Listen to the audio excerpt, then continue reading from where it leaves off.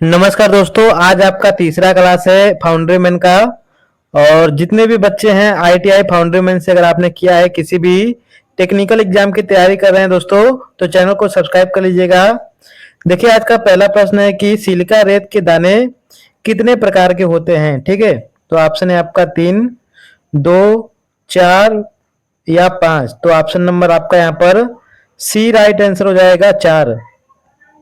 अगला प्रश्न है कि सिलिका सैंड वाले कौन से दाने का उपयोग एक फेसिंग रेत बनाने के लिए किया जाता है। तो ऑप्शन है आपका मोटे कण, महीन कण, मध्यम कण या बड़ा कण। तो राइट आंसर आपका यहाँ पर ऑप्शन नंबर बी हो जाएगा, महीन कण। अगला प्रश्न है कि मोल्डिंग रेत में कौन सा विशेष योजक जोड़ा जाता है। तो ऑप्शन है आपका कोयले की राख, स्टार्च, गोंद या कस्टर्ड तेल। तो राइट आंसर आपका यहाँ पर ऑप्शन नंबर ए होगा, कोयले की राख। अगला प्रश्न है कि ढलाई रेत क्या है। तो ढलाई रेत आपका ऑप्शन नंबर दिया गया है सिलिका रेत, या सिलिका रेत और कोयले की धूल, या सिलिका रेत और पानी, या सिलिका रेत मिट्टी और पानी। तो राइट आंसर आपका ऑप्शन नंबर यहाँ पर डी राइट आंसर हो जाएगा, सिलिका रेत मिट्टी और पानी। अगला प्रश्न है कि प्राकृतिक रेत की हरी शक्ति बढ़ाने के लिए क्या करें। तो ऑप्शन है आपका कम नमी, अधिक नमी, नमी रहित या मध्यम नमी। तो राइट आंसर आपका ऑप्शन नंबर यहाँ पर ए राइट आंसर हो जाएगा, कम नमी। अगला है कि रेत तैयारी में कोयले की धूल का उपयोग क्यों किया जाता है। तो ऑप्शन है आपका मोल्ड की सतह को कठोर करे, मोल्ड की सतह को चिकना करे, मोल्ड की सतह को जलाए या साँचे की सतह को रफ करे। तो ऑप्शन नंबर आपका यहाँ पर बी राइट आंसर हो जाएगा, मोल्ड की सतह को चिकना करे। अगला प्रश्न है कि भारी कास्टिंग तैयार करने के लिए किस रेत के दाने का प्रयोग किया जाता है। तो ऑप्शन है आपका महीन, छोटे, मोटे या मध्यम। तो राइट आंसर आपका यहाँ पर option number C right answer हो जाएगा, मोटा।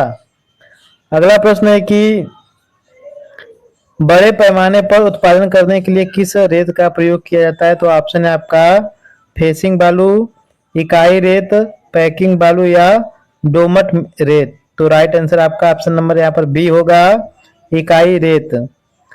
अगला है कि मोल्ड बनाने के लिए महीन रेत का प्रयोग करने का कारण क्या है। तो ऑप्शन है आपका रुक्ष सतह के लिए, महीन सतह के लिए, मध्यम सतह के लिए या कठोर सतह के लिए। तो यहाँ पर आपका option number B right answer हो जाएगा, महीन सतह के लिए। अगला है कि यह उपकरण क्या है। तो आपको नाम बताना है। ऑप्शन है यहाँ पर शीघ्र नमी परीक्षक, कठोरता परीक्षक, या आपका परिगम्यत परीक्षक या मानक रेमर। तो राइट आंसर आपका ऑप्शन नंबर ए हो जाएगा, यहाँ पर शीघ्र नमी परीक्षण। अगला है कि नमी शीघ्र नमी परीक्षण में किस रसायन का प्रयोग किया जाता है। तो ऑप्शन है आपका calcium chloride, sodium chloride, sodium silicate या कैल्शियम कार्बाइड। तो राइट आंसर आपका ऑप्शन नंबर डी हो जाएगा, कैल्शियम कार्बाइड।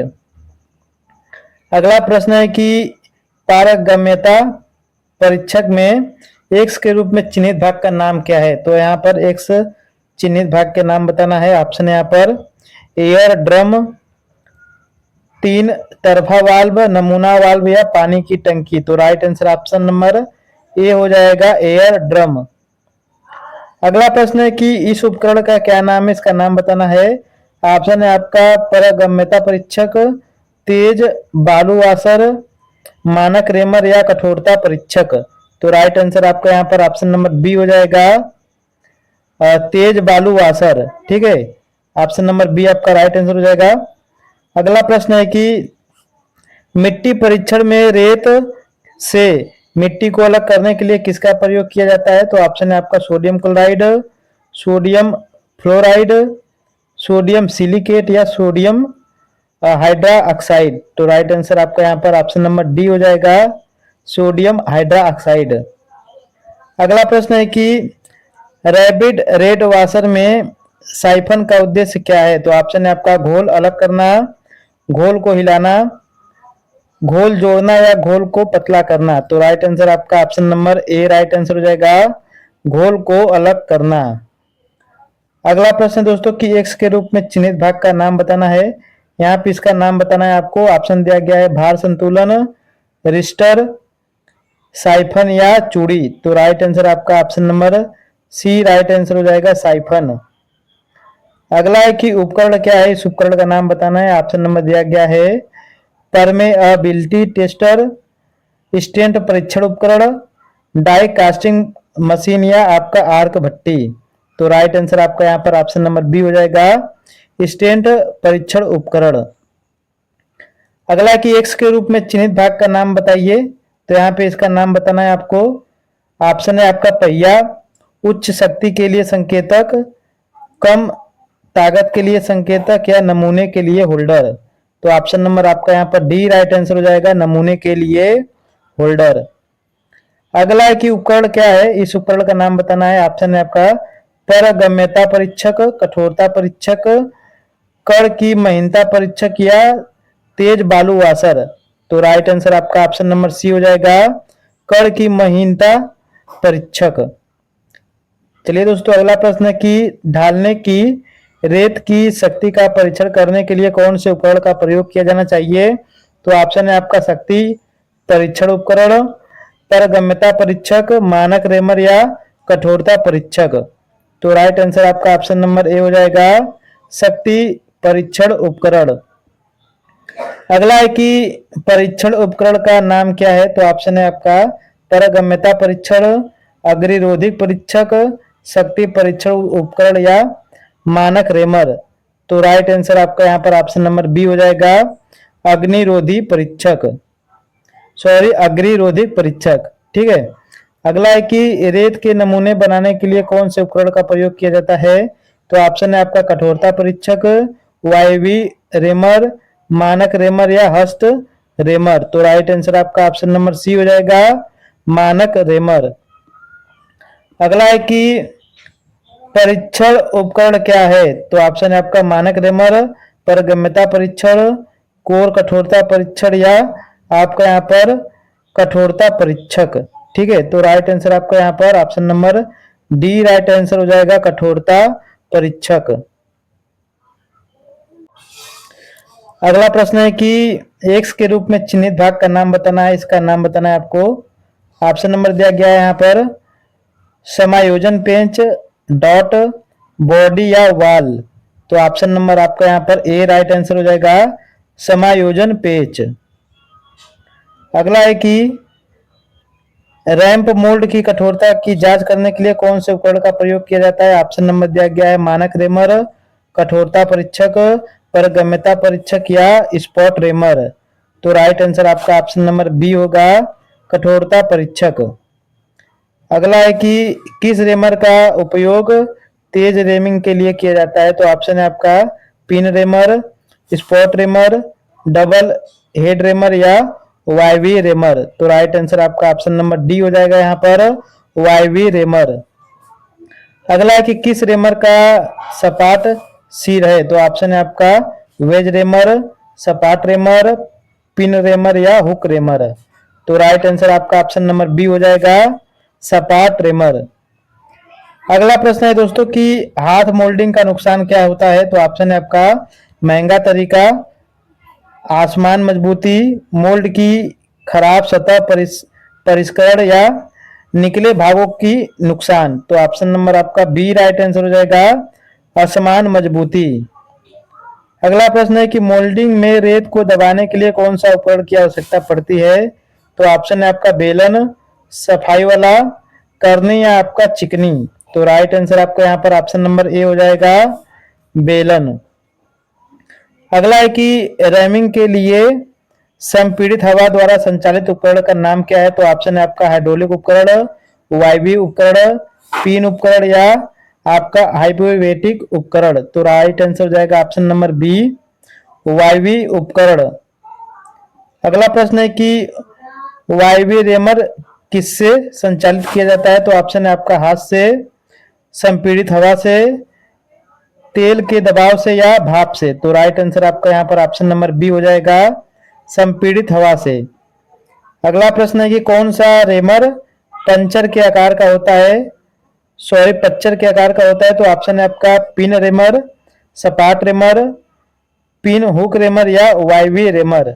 तो राइट आंसर आपका यहाँ पर option number A right answer हो जाएगा, पिन रेमर।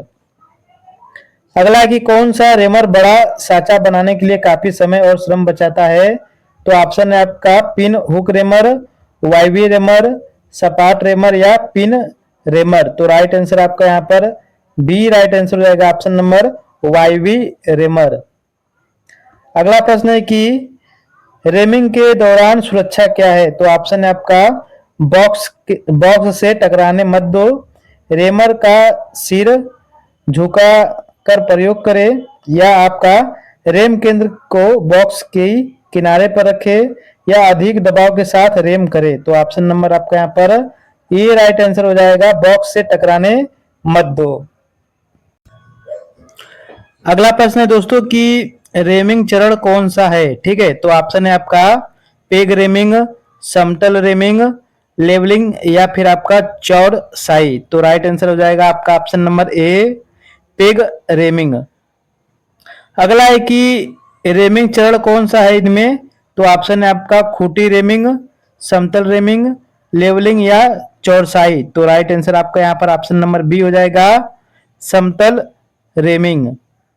अगला प्रश्न है कि फर्श मोल्डिंग के लिए किस रेमर का प्रयोग किया जाता है। तो ऑप्शन है आपका pin hook reamer, bench reamer, तल रेमर या वाईवी रेमर। तो राइट आंसर आपका यहाँ पर ऑप्शन नंबर सी हो जाएगा, तल रेमर। अगला कि फाउंड्री मैन की खड़ी स्थिति में किस रेमर का संचालन किया जा सकता है। तो ऑप्शन है आपका सपाट reamer, pin hook reamer, peg reamer या तल रेमर। तो राइट आंसर आपका ऑप्शन नंबर डी हो जाएगा यहाँ पर, तल रेमर। अगला प्रश्न है कि हाथ की रेमिंग से क्या फायदा है। तो ऑप्शन है आपका कम खर्च, अधिक व्यय, शक्ति की आवश्यकता या उचित रेमिंग प्राप्त नहीं कर सकता। तो राइट आंसर ऑप्शन नंबर ए होगा आपका, कम खर्च। अगला है कि मशीन मोल्ड रेमिंग का नुकसान क्या है। तो ऑप्शन है आपका शीघ्रता से रेमिंग, एक समान रेमिंग, कम खर्च या जटिल रेम नहीं हो सकता। तो राइट आंसर आपका यहाँ पर ऑप्शन नंबर डी होगा, जटिल रेम नहीं हो सकता। चलिए दोस्तों अगला प्रश्न है कि किसका उपयोग रैमिंग कठोरता की जांच करने के लिए किया जाता है। तो ऑप्शन है आपका शक्ति परीक्षक उपकरण, कठोरता परीक्षक, पारगम्यता परीक्षक या तेज बालू वाशर। तो राइट आंसर आपका ऑप्शन नंबर बी होगा यहाँ पर, कठोरता परीक्षक। अगला प्रश्न है कि कौन सा रेमर मोल्डिंग बॉक्स की सबसे ऊपरी परत रेत का प्रयोग करता है। तो ऑप्शन है आपका pin hook reamer, peg reamer, सपाट रेमर या तल रेमर। तो राइट आंसर आपका यहाँ पर ऑप्शन नंबर सी होगा, सपाट रेमर। ऑप्शन नंबर सी होगा यहाँ पर, सपाट रेमर। अगला है कि एक्स के रूप में चिन्हित गेट का प्रकार क्या है। ठीक है, इस गेट का प्रकार बताना है आपको। तो राइट आंसर यहाँ पर ऑप्शन नंबर दिए गए हैं चार, हॉर्न गेट, पेंसिल गेट, चरण गेट या स्कीम बॉब गेट। तो राइट आंसर इनमें से आपका ऑप्शन नंबर बी हो जाएगा, पेंसिल गेट। अगला प्रश्न है कि किस गेट की पर्टिंग, किस गेट की पर्टिंग लाइन गेट कहा जाता है। तो ऑप्शन है आपका हॉर्न गेट, पेंसिल गेट, चरण गेट या हॉर्स सॉई गेट। तो राइट आंसर आपका ऑप्शन नंबर डी हो जाएगा यहाँ पर। अगला प्रश्न है दोस्तों कि गेट का प्रकार क्या है। ठीक है, इस गेट का प्रकार क्या है। तो ऑप्शन है आपका ब्रांच गेट, चरण गेट, स्कीम बॉब गेट या आपका हॉर्स शू गेट। तो राइट आंसर आपका यहाँ पर ऑप्शन नंबर ए हो जाएगा, ब्रांच गेट। अगला प्रश्न है कि गेट का प्रकार क्या है, इनमें आपको बताना है देख करके। तो ऑप्शन है आपका पेंसिल गेट, चरण गेट, स्कीम बॉब गेट या हॉर्न गेट। तो राइट आंसर आपका यहाँ पर ऑप्शन नंबर सी हो जाएगा, स्कीम बॉब गेट। अगला है कि इस गेट का प्रकार बताना है आपको कौन सा है। तो ऑप्शन है आपका हॉर्न गेट, पेंसिल गेट, चरण गेट या रिलीफ स्प्रू गेट। तो राइट आंसर आपका इनमें से आपका ऑप्शन नंबर डी होगा, रिलीफ स्प्रू गेट। अगला है कि इस गेट का आपको नाम बताना है। ठीक है, तो इसका है आपका option number horn gate, pencil gate, whirl gate या आपका रिलीफ स्प्रू गेट। देखिए जो गेट वाला क्वेश्चन है काफी ज्यादा इंपॉर्टेंट है, इसे आप लोग ध्यान से देखिएगा, ठीक है। ऑप्शन नंबर सी आपका राइट आंसर हो जाएगा, ठीक है।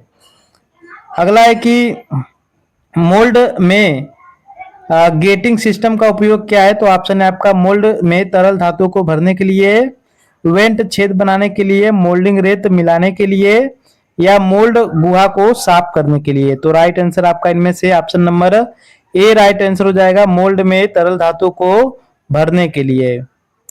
अगला प्रश्न है कि गेट का प्रकार क्या है, इस गेट का प्रकार क्या है, तो ऑप्शन है आपका thimble bomb gate, relief screw gate, horn gate या पेंसिल गेट। तो इनमें से आपका option number A right answer हो जाएगा, थिंक बॉब गेट। दोस्तों आज भी मैंने टोटल 50 क्वेश्चन कराया है और आज जो है इसका तीसरा क्लास है। आप लोग पूरी क्लास करने के लिए चैनल का प्लेलिस्ट आप लोग फाउंड्री मैन का पढ़ लीजिएगा, ठीक है।